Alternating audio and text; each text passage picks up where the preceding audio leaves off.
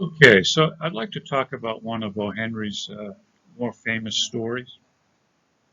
It's called The Last Leaf, and the story was written in 1906, and it's about two young women who are artists, Sue and Johnsy, and they live together in a subsection of New York City called Greenwich Village.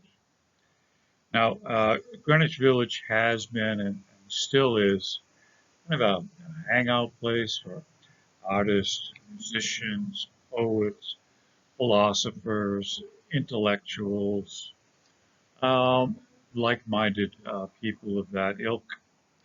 And there has been a magazine that's been published there since 1955. It's called The Village Voice. It's kind of the avant-garde newspaper magazine of what's going on in the creative world. So they lived there, and at that time, pneumonia, respiratory illness, was going around and making a lot of people very sick. And one of the girls, Johnsy, uh, gets pneumonia, and she's sick in bed. And her bed is situated such that she can look out her window and see the backyard. And in the backyard is a brick wall, and on the wall is growing this vine called ivy. It's a kind of a green leafy plant, and it's fall, and the leaves are starting to turn color and drop off. So she believes that when all the leaves are gone, that she will die. So one by one, the leaves are falling. Her uh, housemate is very concerned. The doctor says that she needs to have some inner strength, the will to survive, to overcome the sickness.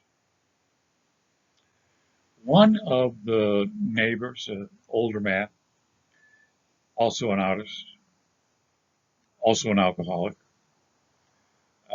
he goes out at night, a cold, rainy evening, and he paints a leaf on the brick wall. So when Jonesy looks out the window, she sees that leaf and a few other leaves that are there. She's still thinking, oh, when all the leaves are gone, I'm going to die. All the other leaves, of course, fade away, get blown off, except for that one leaf that appears to her to be a real leaf.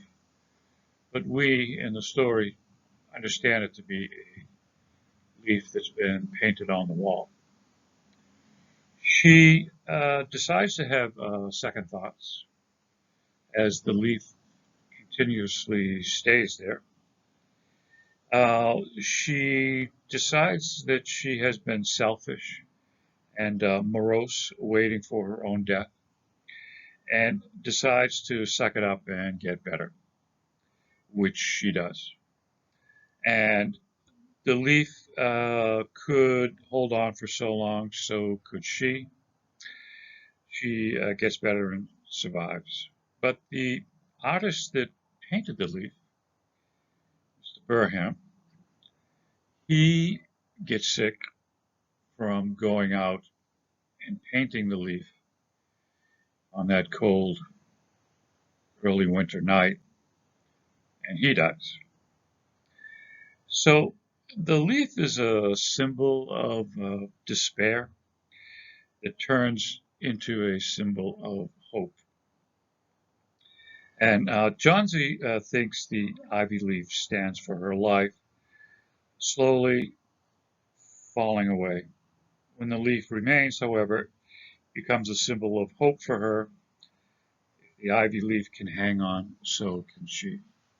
So this is kind of a good analogy of the style of O. Henry's stories. Lots of little twists in the plot and that sort of thing. And this is one of his more famous stories called The Last Leaf.